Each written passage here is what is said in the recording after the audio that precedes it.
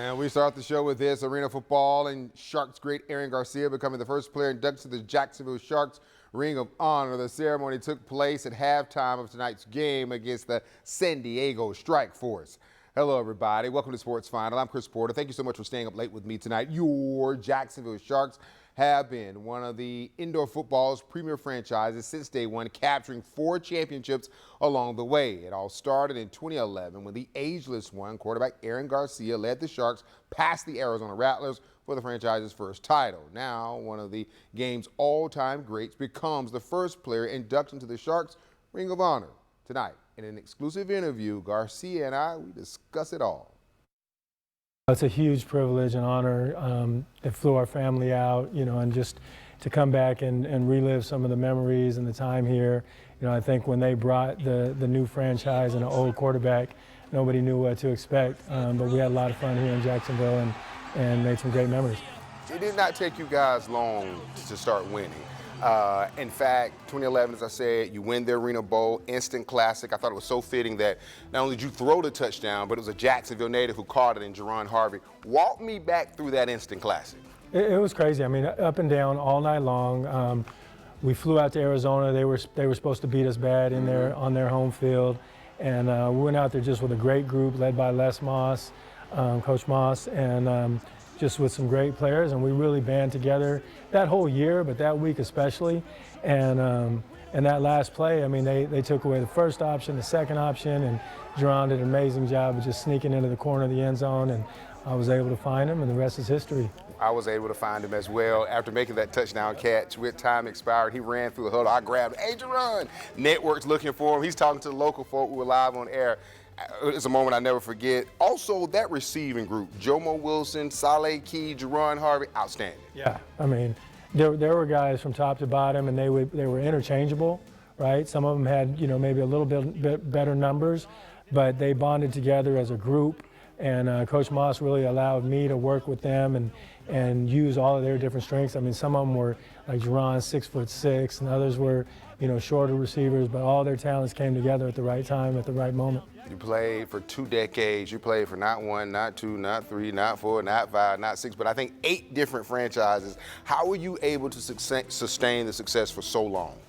I think really just trying to live in the moment and, be wherever I was at that time, be the best I could be. I know, play with a lot of teammates, and you can get caught up, and you're mad you didn't get to the NFL, or you're trying to get back to the NFL, or you want to get to a team that's paying more money, and really just always trying to make the best of the situation wherever I was. And I played for a lot of great coaches, played with a lot of great players in a lot of great cities, but only one championship right here in Jacksonville. And that was the knock on you when you were here, that you had played for so long, but you hadn't won a championship. When you won that championship, did you feel like you needed that to really put the stamp of approval on your career? Man, for probably about 5 minutes. I'm still, the game ended. I'm looking for that guy on the other team that was talking mess to me all game long, and it was still just about competing day in and day out. But I did, and it makes weekends like this possible, right? Because I think it cemented a legacy a little bit that maybe a lot of people that don't win a championship have to work through.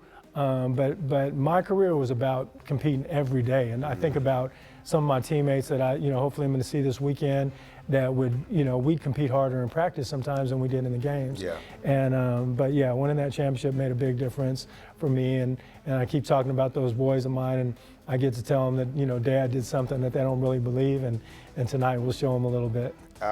Walk me back through when you got the phone call, when they told you that you would be the first Jacksonville Shark inducted into the Ring of Honor.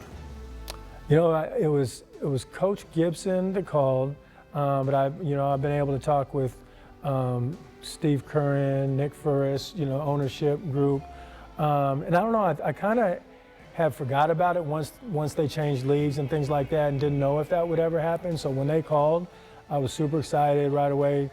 Called my wife and said, we're going back to Jacksonville, and what are you talking about? And I, explained the situation. And so, no, I feel extremely blessed and honored to be part of such a great franchise, and then to be the first one to put that number 8, or as we used to know, Loco Ocho, up in the rafters. Yep. I was looking at your numbers. 6 62,159 passing yards, 1,336 touchdowns. You were the two-time AFL Offensive Player of the Year. You played for 20 seasons, an Arena Bowl champion.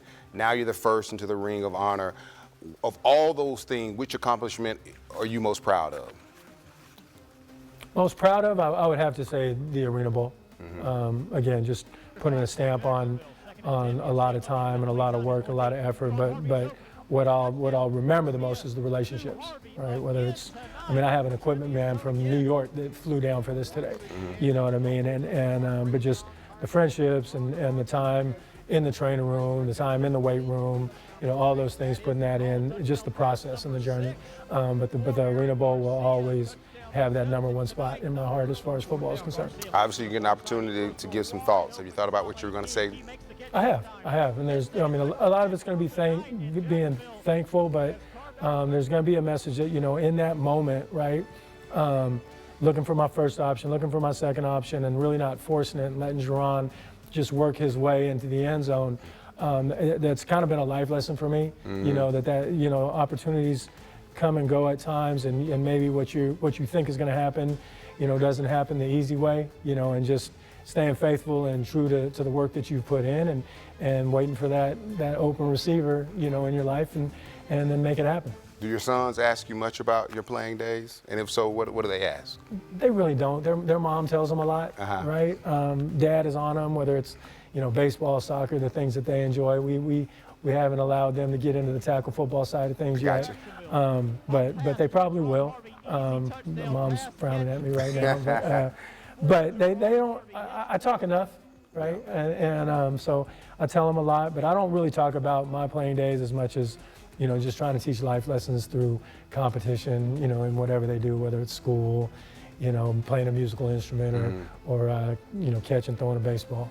Man, I appreciate you always being so humble, always willing to talk, very patient with us today. Congratulations on being the first Jacksonville Shark inducted to the Ring of Honor. Yes, sir. Thank you, baby. All right.